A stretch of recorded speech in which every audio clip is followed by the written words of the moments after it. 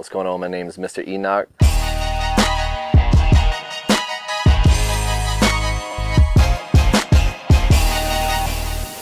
Reggae is kind of like what got me into hip-hop, actually, like, funny enough. Just the consciousness of the lyrics and stuff, and so that really got me into lyrical content. Then I would have to say, like, artists like Rakim and KRS-One really got me. I used to write a lot. I was really attracted to the lyrical aspect, but the music, I mean, I've been playing music instruments since I was like 13. Just the whole art form, like graffiti, because I was doing visual art stuff, like just the whole culture. I was just attracted to it. I was going to Memphis College of Art on an art scholarship, and you know, I'm from Montgomery, Alabama, so there's not like a lot of quote-unquote true school like hip-hop. You know, like I was saying, it's a lot of snapping and trapping and stuff, and that was the first time I was around cats that were from other parts of the nation that were b-boys, MCs, graffiti artists and stuff, and just being around cats like that were living and breathing it, you know. But I remember going to like the OK Player tour with the Roots back in the day, like 99 or something. And that was like my first like real like hip-hop show. A friend of mine, one of my best friends, is when I was still living in Montgomery. He knew that I was wanting to get some turntables. He knew I was wanting to learn how to scratch and stuff. And this friend of his was like a drum and bass DJ. So this guy was getting rid of his Techniques and called me up, and he was selling 2 Techniques for $500. And these are actually the same Techniques I still use today. You know, and then I borrowed my neighbor's Radio Shack mixer and had like some of my parents' old speakers with like the little receiver, and bought a couple of break records, scratch records, and then just tried to figure it out. I had no one to really show me or guide me.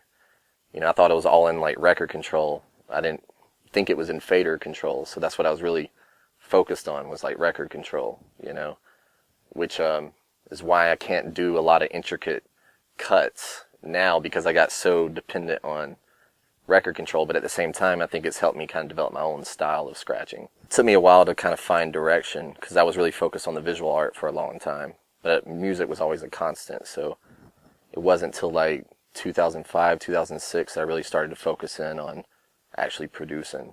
So really I was just, you know, just trying to build my own skills, you know, like, because I've been playing music since I was a young kid, but it was drums, guitars. Got into DJing at like 18 years old. Just wanted to learn how to scratch. I didn't care about being a DJ. I wasn't seeking out to be a DJ. I just wanted to add that element to the other instruments that I was playing. It probably wasn't till I moved to Atlanta that like I really started to get good enough to where I was comfortable with people hearing it. Vibing with other cats that are doing the same thing. And just trying to make good music and hope that the work actually speaks for itself. They've, for the most part, always been supportive. Like, I've always been, as my mom says, her creative child. You know, I'm like the last of 3 kids, and I'm like the only one who, I mean, my sister used to sing, play piano and stuff. My brother, back in, like, way back in the day, I think, played with the violin. I was the only one who really took it seriously. Like, I grew up playing sports.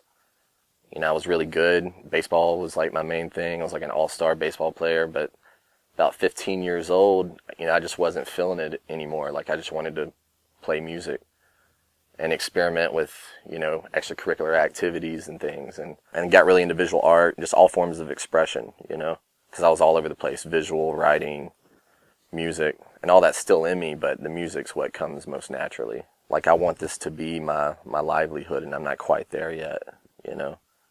Like, I want to be able to just wake up and make music, and so I haven't overcome that obstacle yet. You know, I feel like I'm inching towards it, gradually getting closer. I do make my living related to music, but it's not quite all just me yet. Working with Bootsy Collins was definitely like a legendary. I'll never forget that experience. And through that experience, I got to hang out with the original JBs, Clyde Stubblefield, like, got to have dinner with him, just me and him. Have a long conversation that I'll never forget. And these are like pillars of, I mean, if these guys didn't exist, hip-hop wouldn't exist. It's fair to say that. You know, if James Brown didn't exist, it's fair to say that hip-hop wouldn't exist. So it was like you're hanging with like the archetypes, you know. Just seeing how humble those cats were, you know, and they're legends. You know, like, I met Afrika Bambaataa through that experience because it was the first James Brown tribute concert a year after he died. And so I was helping work that, and Bambaataa was there, set up his turntables. Like I felt like that was like my coronation into the funk. Chuck D was there, and just all these cats were very approachable. That just showed me right there like what separates legends from so-called famous people. You know what I mean? Is that humility. Like, they're doing it for the right reasons. Just good music, man. I mean, I hope to affect people the way music has affected me, and like, music has definitely like steered me in the direction I took my life in, to have that kind of impact. For someone to be able to play something I created 20 years ago and it still gives them that feeling. I want to create classic music.